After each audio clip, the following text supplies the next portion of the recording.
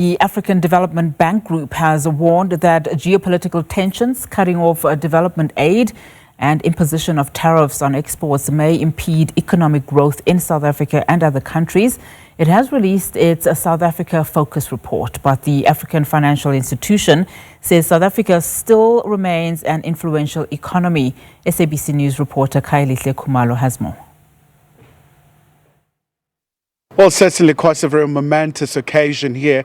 It's all about really focusing on South Africa's economy by the African Development Bank, focusing on the country's state of affairs, and it's all about making South Africa's capital work for the country's development. Joining us now is the economist with the bank to look at how can South Africa navigate, especially with all the myriad of challenges. Once again, sir, thank you so much, Mr. Puga, for your time. Maybe let's break it down in terms of South Africa's report. We see quite a very subdued macroeconomic environment, but also quite a number of factors internationally. Give us a breakdown.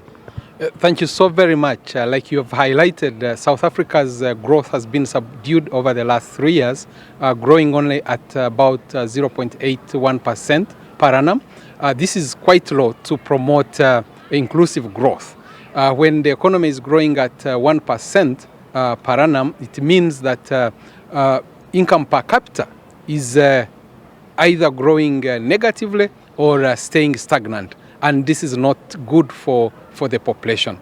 However, South Africa has very strong potential. As we highlight in the report, the estimate of total capital wealth for South Africa is about $3 trillion, which can be put to productive use through promoting inclusive growth, through investing in infrastructure, investing in connectivity, and strengthening macroeconomic and financial governance.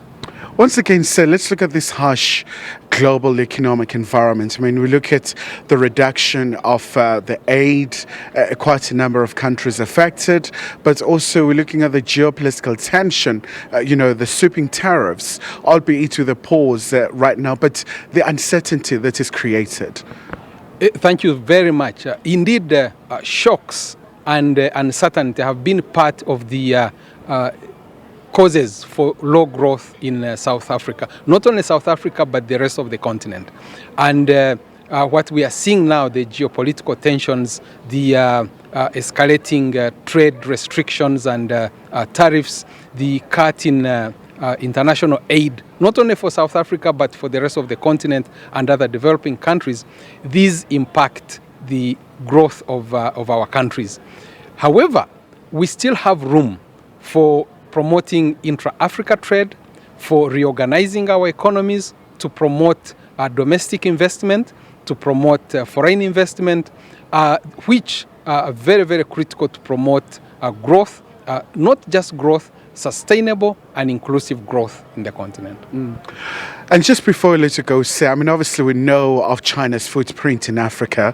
So I would imagine if China is experiencing any economic upheavals or any challenges, subsequently that may have a ripple effect in the continent in terms of production. But maybe going back to the report, for South Africa being a very key player when it comes to manufacturing, but also looking at the very strong financial sector that we have, what can we do in terms of making sure that we'll find a way to harness these resources, but also in a very pan-African approach, supported by the bank, I would imagine?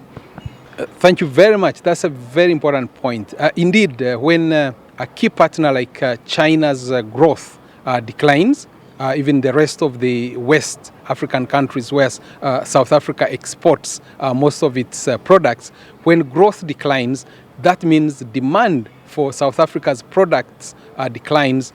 That means a decline in revenue, external revenue earnings. And of course, that impacts cascades into the rest of the economy, investment, etc. Looking internally again, looking within the region, South Africa has strong potential to promote growth by investing in infrastructure, investing in logistics, promoting inclusive private sector growth, reducing the red tape. Some of the private sector agencies, especially at the small, medium enterprise level, face in order to invest. Strengthening human capital, developing skills, critical skills for entrepreneurship, for skills for investment, skills in agriculture are very, very critical to ensure that South Africa has the momentum, maintains the momentum for inclusive growth going forward.